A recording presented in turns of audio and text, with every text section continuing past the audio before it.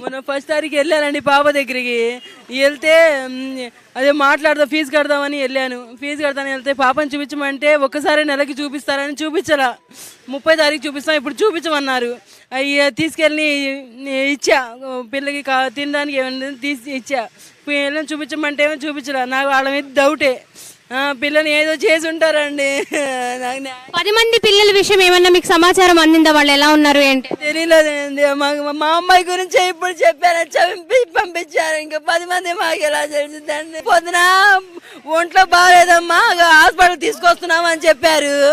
ఇంకా అంతే, పిల్లకి ఒంట్లో బాగాలేదేమోనని వచ్చా, కానీ ఇలా చేస్తారని నాకు తెలియదు. ఏం లేవండి, మా పిల్లలు అసలు చాలా పుష్టిగా ఉంటారండి. జ్వరం కూడా సరిగ్గా రాదు వాళ్ళకి. ఏమోనండి తెలియదు, మరి నాకు మాత్రం ఏం తెలుసు. వాళ్ళ మీద నాకు డౌట్. ఏం చేశారో, పిల్ల కూడా చాలా బాగా చదివిద్ది అసలు.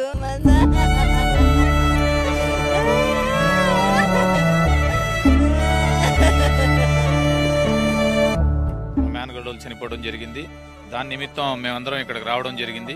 అది మా పెద్దలు ఎవరైతే ఇన్ఛార్జీలు ఉంటారో వాళ్ళని అడిగితే వాళ్ళు అనుమానాస్పదంగా మాట్లాడటం కూడా జరిగింది. ఇక్కడ చనిపోయిన అమ్మాయిని తీసుకొచ్చి హాస్పిటల్లో జాయిన్ చేయడం అనేది చాలా గమనార్థం. ఇప్పుడు మీడియా వాళ్ళకి ఏమని సమాచారం ఇచ్చారంటే 10 మందికి వాంతులు అవుతున్నాయి, 10 మందిని తీసుకొచ్చి జాయిన్ చేశామన్నట్టు ఒక సృష్టించబడుతున్నారు. ఈ కేసుని తప్పుదావ పట్టించే దిశగా ముందుకెళ్తున్నారు. అలా కాదు, మేము ఇక్కడ ఏదైతే మా అమ్మాయి చనిపోయిందో మేము హడావుడి చేశామో దానికి మన సింగనార్ సిఏ గారు వెంటనే ఆ మద్రసాకి వెళ్ళి ఎవరెవరికి ఎలా ఉందో కనుక్కొని ఎవరికైనా చిన్న అనుమానంగా ఉంటే వాళ్ళని తీసుకొచ్చి హాస్పిటల్లో చూపించడం జరిగింది.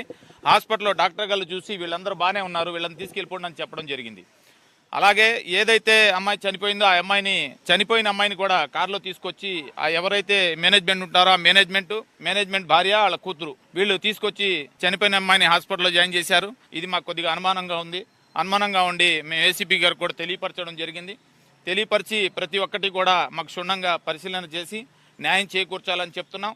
ఈ కేసుని తప్పుదావ పట్టిస్తే ఇది చాలా దిశగా వెళ్ళిద్దని చెప్పి మేము భావిస్తున్నాం.